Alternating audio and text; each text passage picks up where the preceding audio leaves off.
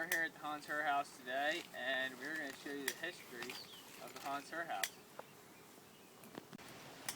So we're here at the Herr house, and this house here was built in what year was it built? 1719, and it's very old. And inside, it's just like a normal home. They got the fireplace, and they got bedrooms and the family room. We're not allowed to go in because it's locked for some reason. So we are going to, so we pretty much can't go in. So that's pretty much about the Herr house where they live.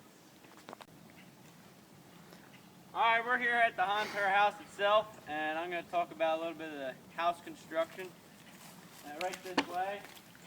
If you look here at the roof, it's really sharp and pointed, so that when you get a heavy snow, the snow will slide off of it easily and it'll go away from the house. And there's Germans that built the house, so the Germans back in Germany, they got a lot of snow, so they did the same here as they would at home, so that the snow would slide off. And also, they have windows here. The windows have shutters on them so that they can close them.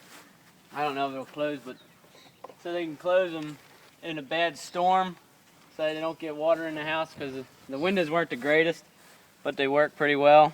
And there's something interesting. But yeah, this is a house. They built it out of stone, out of the fields, and used mortar to seal them up. And I'll put this back before too long. And that's the Herr house. Alright, we're here at the Herr house at the garden, and in here they would have raised flower beds so that they could get plants in there right away so they grow faster.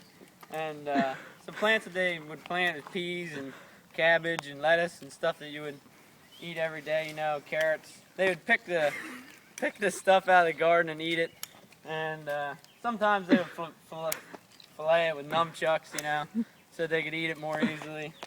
And usually the husband would plow the garden, and it would go pretty well, and it would be bountiful and fruitful. And that's the garden. We are here at the Herr house, and we are looking at the transportation methods of the Herr house. This cart right here, they would put rocks and dirt in to transport around the Herr house. And what other needs they needed to transport goods with, they would use this little cart. Rocks. And this here wagon, they put corn and all their forages in. They go out in the field and pick the corn ears off and chuck them in here, and then they'd hook the ass up and they'd take it to the barn. And they'd shove it in there with the little kids and tell them to get done and to work. And then get off me, you freak! All right, that's good. Hello, Grant Roy here again. We're here at the blacksmith shop with the one and only A.M. Lefebvre.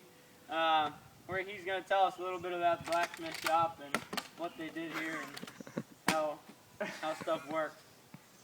Yeah, good morning, or A.M. Lefebvre. Actually, maybe good afternoon by this time. Blacksmith shop also could have doubled as a gunsmith shop, where they would have made and repaired tools and equipment that they would have needed on the farm or in the mill or whatever project they were working on. Also maybe would have shod horses out of here, worked on their wagons, worked on their farm implements, worked on their hand tools. Worked on their plows. Whatever metal work they had to do, it would have been done right here in their very own blacksmith shop. Although this may not be the original, it is certainly a good reconstruction, a good model of what was actually here back in the late early 1800s. And over here is the watering trough, which they would put water in here to feed the horses, and to quench the metal when it was hot. You quench it so it could cool down and you could work with it. Very interesting operation back in the day. We could only imagine what it would have been like. Thank you. We're here at the Herr house with A.M. Lefebvre. Hello.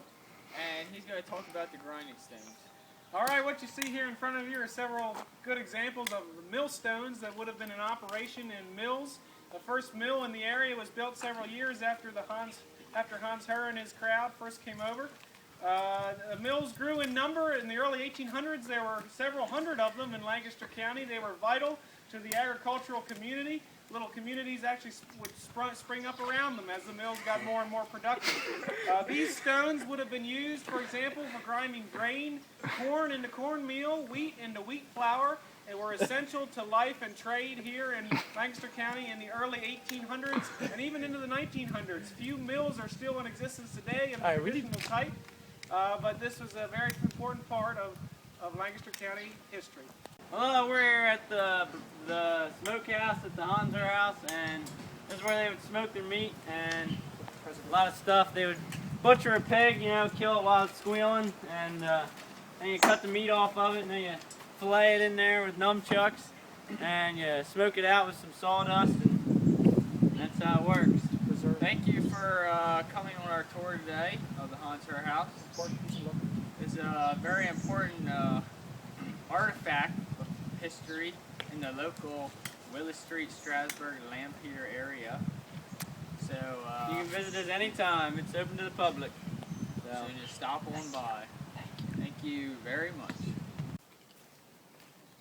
Hello, I'm Remington Lance. You may or may not have seen me in this video. The Hans Herr House is the greatest place in Lancaster County to hone my nunchuck skills, and that's why I love it so much.